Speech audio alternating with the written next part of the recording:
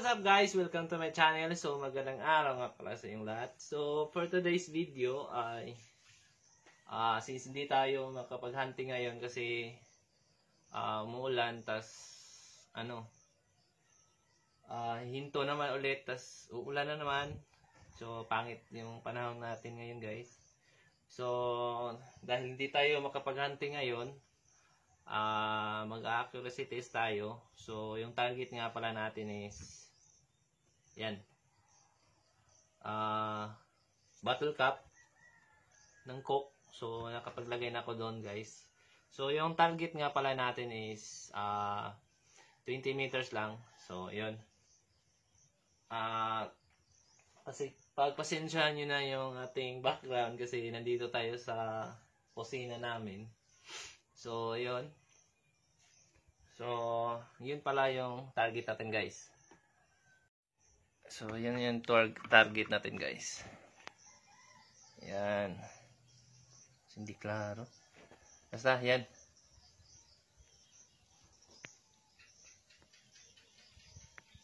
So, 20 meters lang, guys. Okay na yun kasi mga ibon kasi dito guys, hindi naman gaano kalayuan yung mga dinapuan nila, yung mga kahoy hindi naman masyadong mataas, pero pag masyadong malayo, adjust na lang tayo. Pero sa 20 meters muna tayo guys. Yan.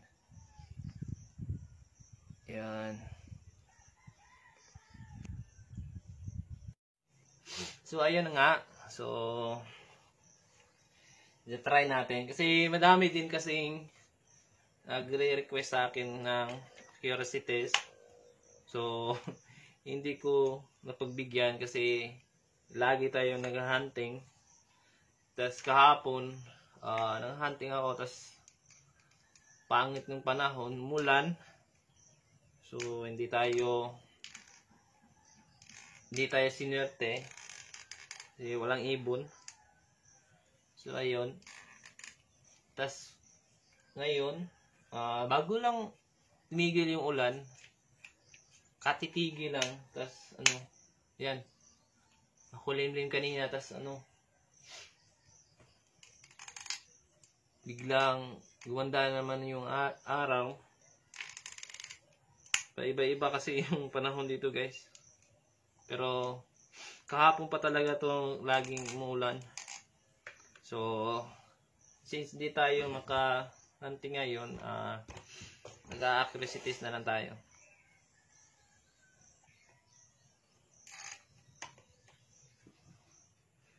So, yan. So, sa next video ko guys, para hindi tumagilid yung scope niyo, tuturo ko sa inyo kung paano yung tamang yung sintro talaga yung kuha niya, yung bilog niya. So, tuturo ko na lang sa inyo pag, siguro sa next video ko na lang. Kasi, kadalasan kasi nakita ko sa, mga kaibigan ko sa, tagilid yung scope nila. So, sa akin, may tagilid. Hindi ko, pag naigalaw ko dito guys, yung phone. Kasi, pag na-hunting kasi ako, masukal yung daan, tas madaming, mga dahon, tas, na sasabit yung phone natin, yung camera natin. So, yan. So, pwede kayong So, pwede, sa sikreto kasi dito is times 2 yung para pag times 1 lang kasi yun, maliit lang. Tapos pag times 2, yan, lumaki na. So, hindi ko na doon sa scope yung ina-adjust. Hindi ko na na-zoom. Dito ko na lang sa phone ko iso-zoom. Times 3. Yan, times 3. So, okay naman yung times 3. Yan. So, tignan natin yung target natin. Ayun. Yan yung target natin guys. So 20 meters. Yan. So start tayo. Tingnan natin kung accurate ba talaga itong gawa ko. Kasi sa lahat ng hunting ko kasi baka tsamba lang yun. Puro tsamba lang yun. So try natin dito. Mahangin pa guys.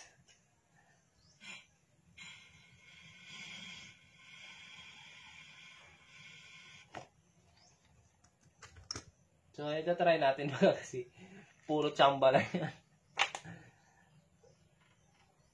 So ayan. Adjust natin. Yan yung target natin guys. So ito try natin kasi parang nasasabi ko kasing tsamba lahat na yun.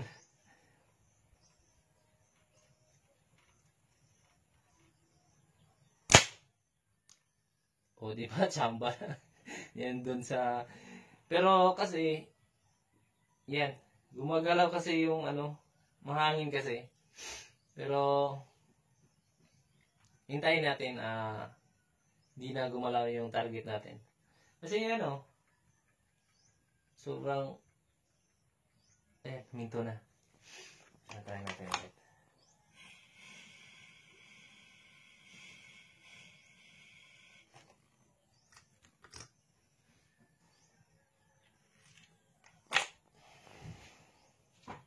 Gumagalaw kasi yung mahangin kasi. So hintayin na natin na huminto yung paggalaw niya.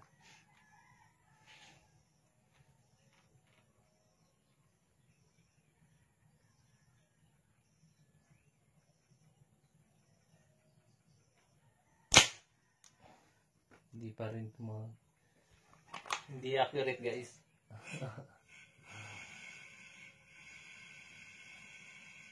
Pero ito na guys.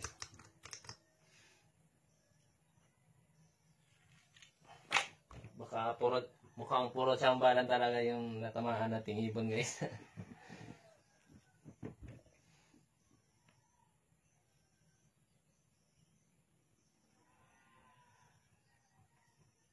Gumagalaw pa rin. Challenge to ha.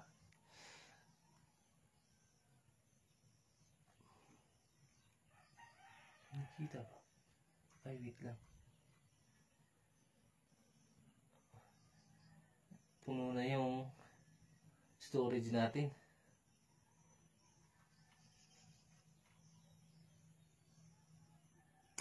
Ayun. Okay. So, gumagala kasi kanina guys, kaya medyo di natamaan talaga natin. Pero parang tsamba lang talaga yung mga hunting natin guys. Kaya, yun. Ulitin natin. Kasi parang tsamba lang yun. So, wait lang. Tignan natin dito. Mukha kasing tsamba lang talaga yung guys. Ayun. So, ulitin natin guys. Okay.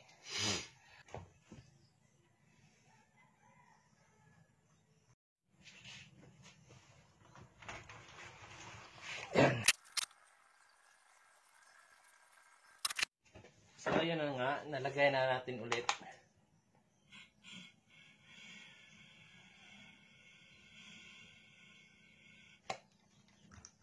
So, ito try natin ulit.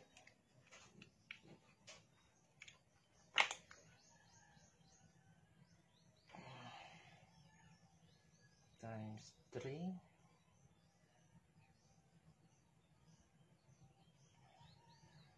Times 3. Yan. Times 3. Yan.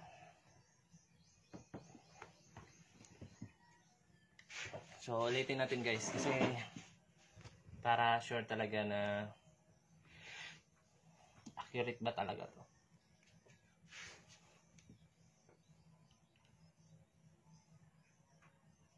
Ito.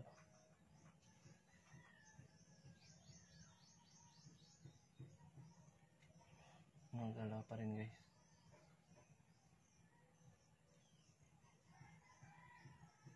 Boom! Ayun. Nasa taas na. Yan siya nasabi. Nasabit sa sanga. So, ayun. So, ulitin natin.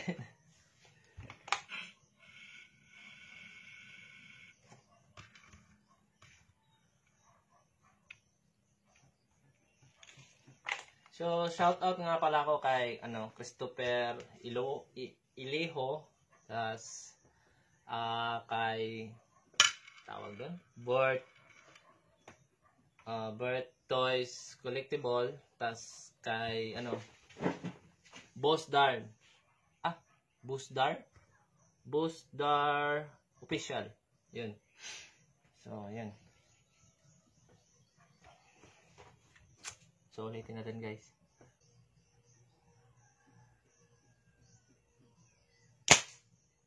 Ayun. So, kitang-kita naman. So, ulitin natin guys.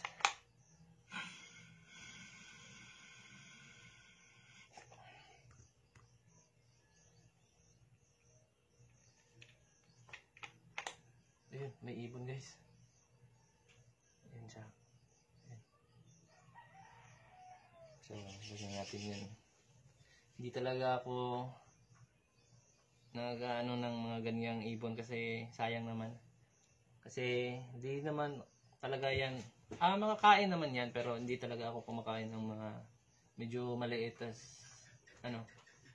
Yung talagang target lang talaga natin is yung mga punay, tas tukmo, bato-bato, yun, mga limukon. Yun lang talaga yung ating target. Yung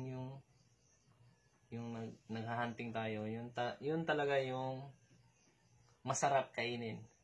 Ito kasi guys, tawag namin dito is sa Bisaya, pirok-pirok. Yan. Ay, hindi klaro. Yan siya. Yan. Yun. Yan. Hindi namin yan kinakain kasi maliit, tas So, sa nagtatanong kung bakit may marami akong alagang ibon, tas hunter ako, tas bumabaril ako ng mga ibon. Hilig ko talaga yun guys. Except doon sa nag-hunting ako, hilig din talaga akong mag-alaga ng mga ibon. Since bata pa talaga ako, yun talaga yung kinahiligan ko kasi yung mga ibon na tawag doon, git-git, yun. Yung nasa previous ko ng na video, yung mga ibon na yun. Yun yung pinaka paborito ko. So yung manok, palamanokon, yun. Yung tawag doon kukodab. Hindi ko alam kung anong tawag doon sa inyo. Basta ang tawag kasi doon dito sa amin is palamanokon or di kaya manok-manok. Yun. So, ulit na natin guys.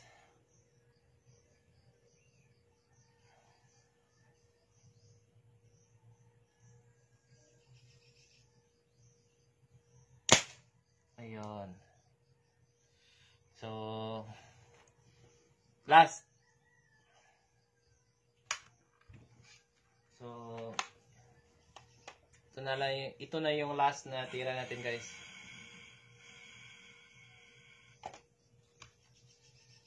So, baka bukas or di kaya sa Sabado, mag-hunting ako. Kasi bukas marami kasing gawain dito sa bahay. Tas, busy.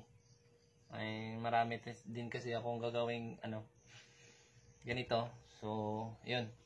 So, yung tutorial nga pala nito guys is, abangan nyo na lang kasi nung tutorial nito guys is minala sa dito. Hindi ni-approve ng YouTube, kaya ayun, nilike ko na lang. So, ayun, daming naghahanap doon. Pero gagawa ako ulit. So, abangan nyo na lang guys. So, ito na yung last natin na tira.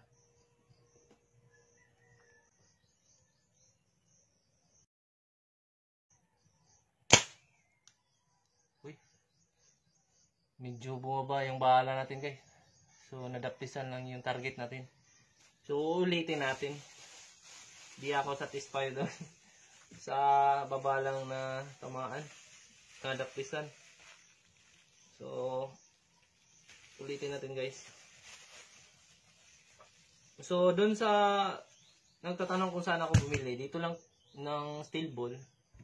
Dito na sa amin ako bumili kasi pag sa online, yung ibang steel ball kasi may nagtanong sa akin bakit daw yung sino nga ba yung pangalan nun? Nalimutan ko. Basta yung ano niya, steel ball na na-order niya, hindi daw dumidikit sa magnet. So, ayun nga, hindi ko naman na-try doon sa, doon, nung una, bumili ako ng 6mm na steel ball. Pero okay naman yun, wala namang, ayun, may dami pa nga akong natirang 6mm. Dumidikit naman lahat. Tas nung bago lang na kaibigan ko, nagtanong sa akin, bakit daw may steel ball ba talaga na hindi dumidikit sa magnet? So sabi ko, hindi ko pa yon na hindi ako naka-order ng ganun. Kasi lahat naman na order ko is dumidikit naman sa magnet. Tas nung nag-8mm na ako kasi may maraming nagtitinda nito ng ganitong kalaki na steel ball. So, hindi na ako naka-order kasi marami namang stock din sa merkado, dun sa kaibigan ko nagtitinda. So, ayun. Hindi na ako naka-order sa Shopee or sa Lazada. So, dun sa walang mabilhan talaga, ingat-ingat lang kayo kasi may steel ball na talaga na hindi steel. So, may halo na sigurong alloy. Ayun. So, ayun. Para aware kayo. Kasi hindi lahat talaga ganun. So, yan. Last. So, pag last kasi, ang kasabihan namin sa Bisaya, last di malas. So, better na hindi ka na magsabing last kasi talagang mamalasin ka na. Hindi mo talaga tatamaan yun. So, yun. Pag natamaan, then wala na, hindi na, last na talaga. Pero hindi na tamaan, hindi tayo titigil hanggat hindi na tamaan. So, yun.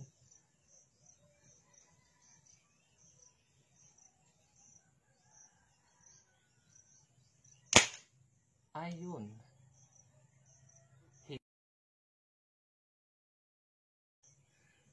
So, yun lang muna, guys. So, update ko na lang kayo sa tutorials nito. At sa iba kong mga design na bago. So, yun.